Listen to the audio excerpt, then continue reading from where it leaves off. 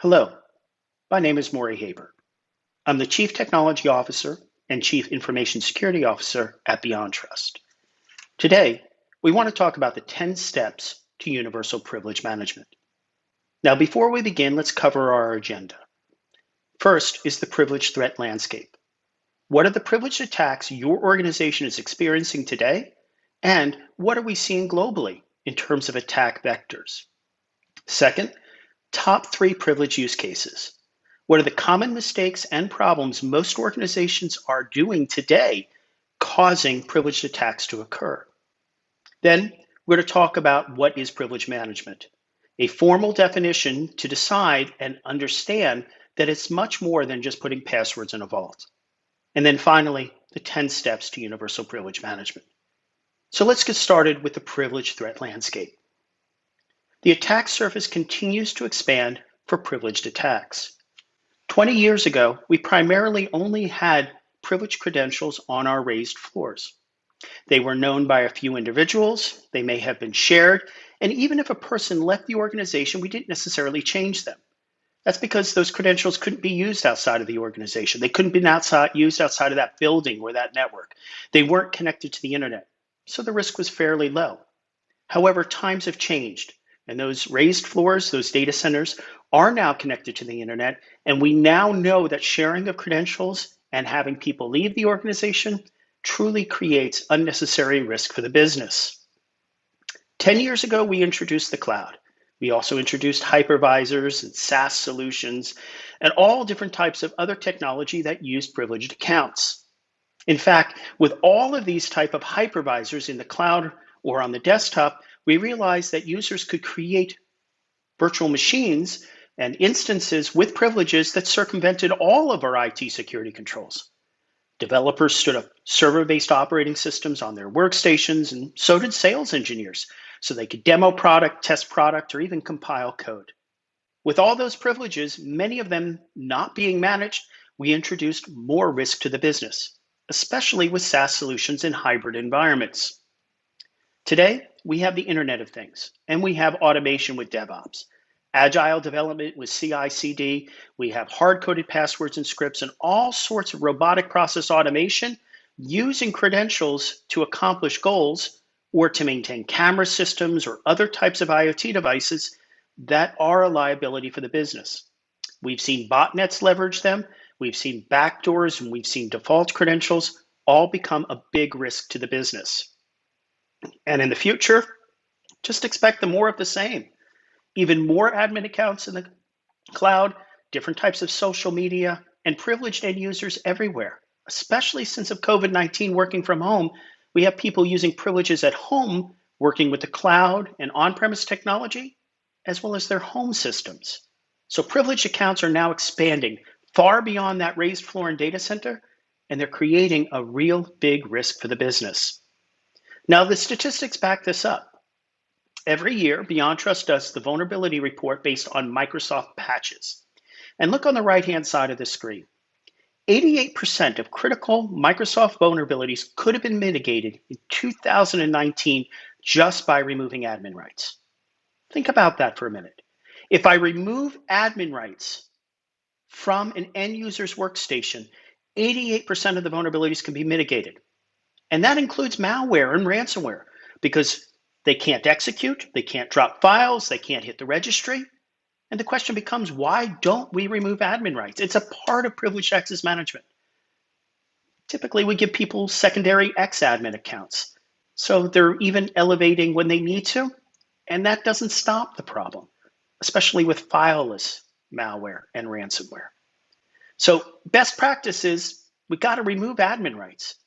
And if we do, we got to make it that the tasks, software, compiling, auto updates, changing the printer, or anything still works. Because that statistic alone says if we remove admin rights and we do a better job delegating it, we can lower our attack surface and ultimately lower our risk. Now, on the other side of the screen, 80% of breaches involve privileged credentials.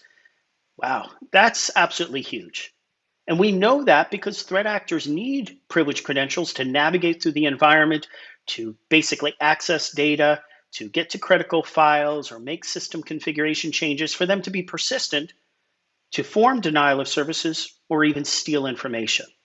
So the statistics back up the problem that there are more privileged accounts everywhere, and even basic things like removing admin rights can help us solve a problem. So we ask now, how are threat actors gaining privileges? Well, here's a quick summary of them on the screen. We know things like dictionary attacks and guessing. Okay, they've been around for a while, but we're seeing modern attacks like password spraying and credential stuffing, and even SIM jacking. Look, threat actors are always going to use the lowest hanging fruit. If we don't give privileged accounts out in the first place, based on that previous statistic, we have unique passwords everywhere, then we stop some of them as well. We change them often enough for sensitive accounts, then we're doing even better. And we can basically have mitigation strategies against every single one of these things threat actors are using to gain privileges. And it asks the question, why aren't we doing that? We're back to the first problem. Privileged attack vectors is about a threat actor gaining privileges through any of these techniques to compromise an environment. And there are great mitigating controls like removing admin rights, like rotating passwords, like controlling remote access to solve those problems. So we have to understand a little bit deeper really what we're protecting and how we're protecting them. To start, think of this as your typical office environment. When we think of PAM, traditional privileged access management, it really was just about storing passwords in a vault. That's annotated on the screen by the two orange kind of books, like password books or storage. They really were designed to protect the servers where sensitive data lives and have the user have a way to get the credentials at the current time to access them. And then they may have also been used for critical infrastructure and sensitive data resources as well. But as we've established, privileged attacks are now occurring everywhere. We give admin rights out to too many people. They're now all over the cloud. They're now all over all the resources, and we need to find a better way. Because today, threat actors are targeting those lowest hanging fruits. Look, they're coming in through phishing attacks directly to the workstations. Once they can get malware on board, and even easier if the local user is running as an admin, they get that beachhead to either infect further, to perform lateral movement, or even start a ransomware attack. It's worse with remote workers because they may need local admin rights in order to add that printer, change Wi-Fi, or do things at their home computer level in order to operate while working from home. And with automation occurring almost anywhere, you really can't control your vendors. You really can control your business partners. You can perform audits. You can ask them to provide certification reports, but we really don't know what they're doing. So having those credentials for those automated operations stored away, rotated, locked, just solves another attack vector problem.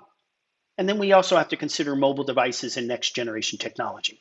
Every one of these places has privileges. Everyone needs privileges in these areas in order to function correctly. But they all are also attack vectors. And threat actors are looking at them because they're more than just those servers and sensitive resources. So when we consider the attack chain, think of it this way. We have the traditional insider threats, intentionally trying to get data, steal, and be malicious. We also have insiders that are operating as mules, and that means they've been compromised, they do not know they've been compromised, and their resources are being used as a tunnel, as a conduit to steal information. And then you have also the targeted external attacks. That could be in the form of phishing, it could be misconfigurations or vulnerabilities and exploits on a resource or even a cloud resource. But those threat actors are trying to find a way to gain privileges. And as we've already spoken about in depth, if I don't have privileges anywhere, there's nothing for them to steal. They don't have the privileges to move around the network, to probe for additional opportunity, to install malware, to install surveillance tools, and probe for additional resources to compromise. Because ultimately, they either want to compromise your environment, to steal information, to create a beachhead for a future attack, or just be completely disruptive in some form of obscure denial of service. The point being here is every place in the attack chain where those little orange B's for beyond trust, Those are places that you can use technology in the form of universal privilege management to monitor and manage those transitions so privileged attack vectors do not occur. And depending on your organization, it can be something like removing admin rights from the endpoint. It can be like putting passwords in a vault or securing remote access technology for vendors, for contractors, employees, or even your remote support team to ensure that they only have the privileges needed to help someone working remotely. Now, with that in mind, we have the top 3 privilege use cases. These are the mistakes we make all the time in business today. First, employees, vendors, and others have too many rights. Truth. It is so much easier just to make someone a local admin or give administrative rights and everything works than figuring out how to dial it back to the concept of least privilege.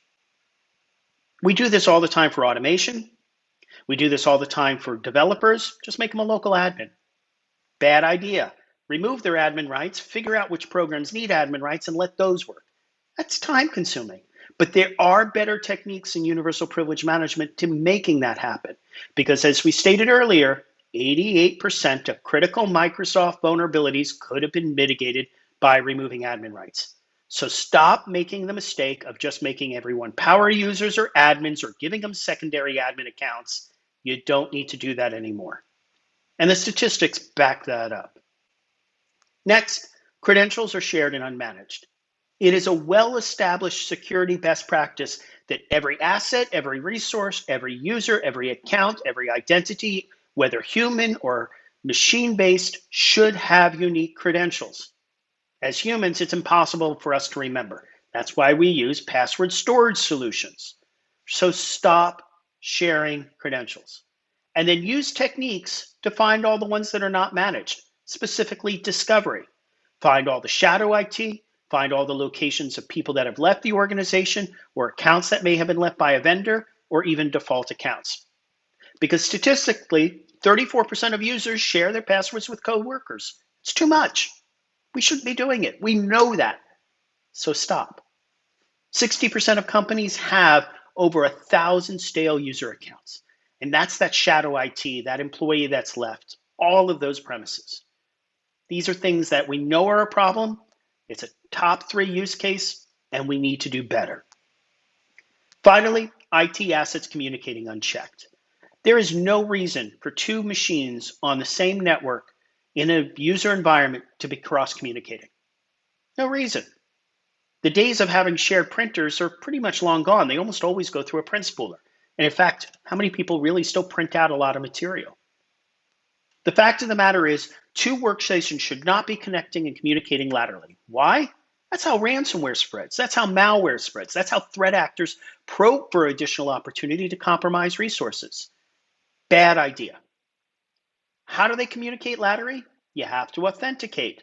That means credentials or keys or tokens allow one system to talk to another, either at the local level or because they've authenticated against the domain. We should not be allowing machines to communicate laterally and unchecked. They should always be connecting to their domain controllers, to the resources or the websites or the servers that are needed, but never left, right. Simple fact. Now, there are some applications, peer-to-peer applications, that absolutely require this in the form of discovery tools, and even the default Windows update will share laterally. Those are things you have to make sure you understand, and if you want, turn them off. But 2 machines, same network, typically should not be allowed to cross-communicate. Now, let's take a look at that formal definition of privileged access management. Based on the Identity Security Alliance framework, identity governance controls all of these areas. If you'll notice, privileged access management is the second layer down in identity and is just one layer. Access management, directory services, and even identity governance are included in that stack. So we're not talking about authentication. We're not talking about authorization. We're not talking about directory services that contain the person's name and things like that. We're talking about how a user gets privileges, when they're supposed to have it, whether it's just in time, whether it's used in a zero trust architecture. When does someone get elevated privileges above a standard user? And where are those use cases? When we expand this in an academic sense, we find out that privileged access management is more than just that bar. It's actually all of these bullets below. It includes that traditional password storage approach of putting passwords in a vault, automatically rotating them and checking them in, checking them out, and doing session recording, providing that attestation report of here's a credential, here's who used it and when. It also includes things like the automatic check-in, check-out, API access, and all the details in session recording so that you can index them, perform a transcription of the dialogue that occurred, and see what someone typed in.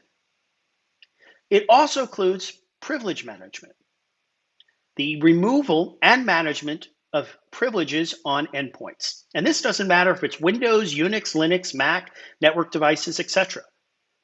No more admin rights on those endpoints, on those end user devices, on that perimeter, even if the perimeter is just system.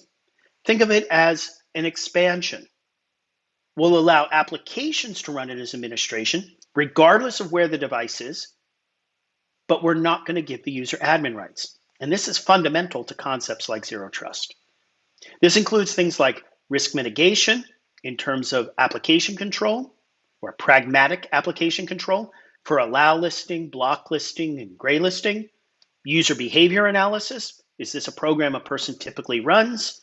And then all of the controls to make sure that what they run was appropriate for the right time, right date, right place, right person, right system. This all links into identity governance, monitoring, managing, reporting, KPIs. PAM is much more than just a bar. It's everything from password management to endpoint management to all of the connectivity on-premise or remote where privileges could be used. Because in fact, every remote access session is some form of privileged remote access. You have the privileges to connect remotely. Now, once you're on that system, doesn't mean you're an admin, but you had privileges to connect. So why wouldn't you want to obfuscate and contain those credentials and remove admin rights when they do so? That's all a part of privileged access management. And this takes us to the 10 steps to secure your universe, universal privilege management. Now think of it in these 10 steps very simply. There's no number 1, there's no number 10, there's no starting point, there's no ending point. You decide based on your risk, your problems, your elevated regulatory findings, etc., where you want to start. And you start there. And then you expand and pick other stepping stones in this journey that match your risk appetite and your business initiatives. For example, if you had a regulatory finding say you have too many admin accounts and you know every end user is either operating locally as an admin or has that secondary admin account, you may choose to implement least privilege on desktop first, removing those admin rights and setting a policy to allow programs and applications and users and systems to run elevated, but not give them admin rights. You might also have a challenge of, you know what, I still have a ton of people working from home and I've got all this remote support people trying to help them and they need admin rights. You might start with remote access first and then remove admin rights. Or you may have the traditional problem of I've got to secure my sensitive data, put the passwords in a vault, I've got to check them in, check them out, rotate them, and screen record for compliance and security best practices. Then you start with the accountability of privileged accounts. The point being is the 10 steps to universal privilege management explore all of the use cases of PAM and allow you to pick which one to start first and then move to any other step until you complete as many of them as you need to meet your business requirements. There's no order, there's no dependency, there's no start place, and there's no end place.